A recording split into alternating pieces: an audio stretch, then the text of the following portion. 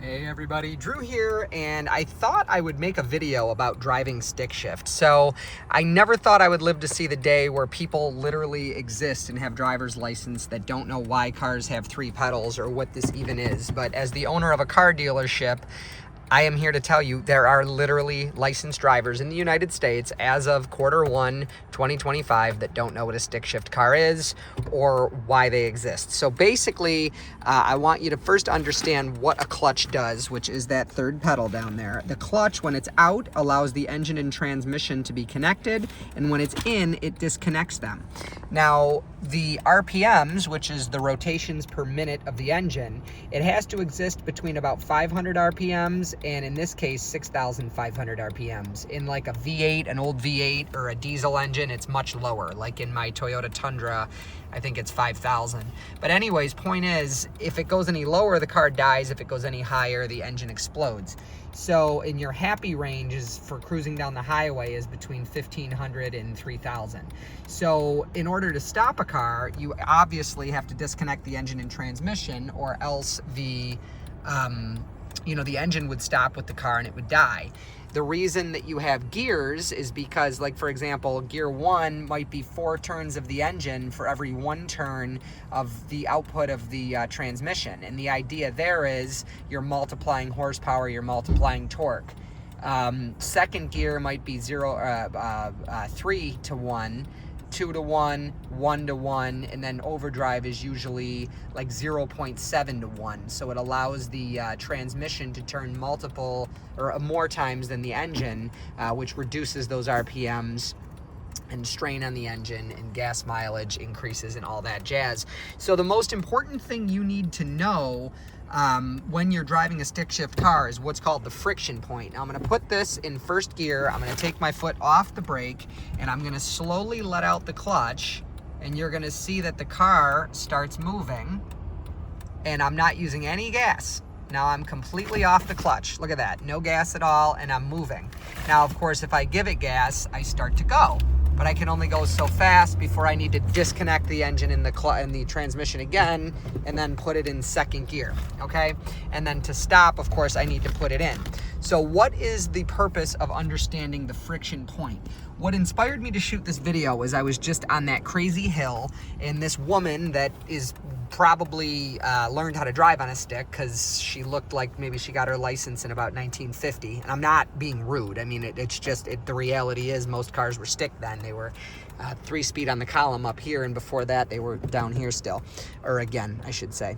Or the first time, whatever. Anyways, so she got like right up on my bumper, and it's very difficult to let go of the brake to give the car gas to then shift, from into first gear to start going. You roll backwards. Well, me being a longtime driver, it doesn't bother me, and I know where my friction point is. So I more or less, just by habit, start to let out the clutch, and it's muscle memory of knowing where the clutch starts to touch the flywheel, where the engine and transmission start to connect, and then, off the brake into the gas, or, to the gas pedal and into first gear. Now, that's not all like, okay, I got to do this. This is the time I do this. This is the time I do that.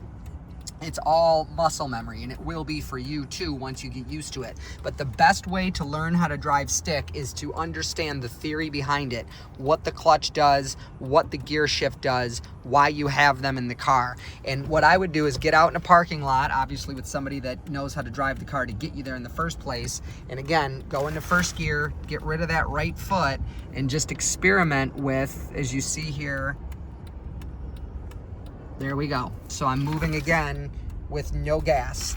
There was no shaking, there was no shuddering, there was no stalling, there was no drama. I would familiarize yourself with that point of friction and get really comfortable with that. I taught a 13-year-old girl, my would-be 5th child when she was a kid. She used to live with us on like weekends and holidays and stuff. Kid cousin I love very much, Jadian, I love you.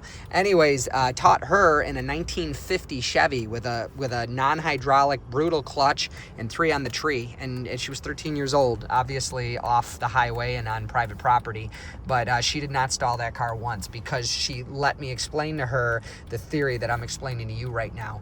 Now, it's also very important that you know never to let the clutch and what's called the clutch and the flywheel are what separate and then connect. connect. The clutch is essentially the same material as brake pads, and the flywheel is the same material as a brake rotor. So you don't ever want those to slip very much. So I'm gonna just show you how I take off.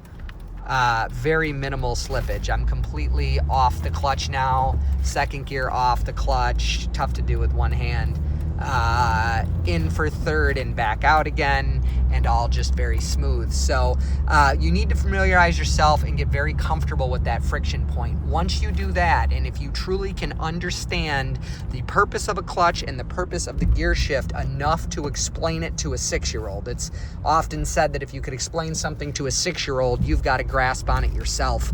Once you get to the point where you understand it well enough to teach it to somebody else, not from driving it on paper, get behind the wheel of a stick shift car with somebody who knows what they're doing, get out in the middle of nowhere or in a parking lot and just experiment with that friction point, and you absolutely will. The rest should, I don't want to say come natural, but again, if you understand the reason behind everything, you'll be able to drive the car. So anyways, I'm Drew, making a video in the year 2025 on how to drive a stick shift car, having gotten my license 22 years ago, and really just mind blown that it progressed this fast. When I was a new driver, every young man out there wished he could have a stick shift car and eventually tried to buy one because they're fun and they're sporty and yada yada.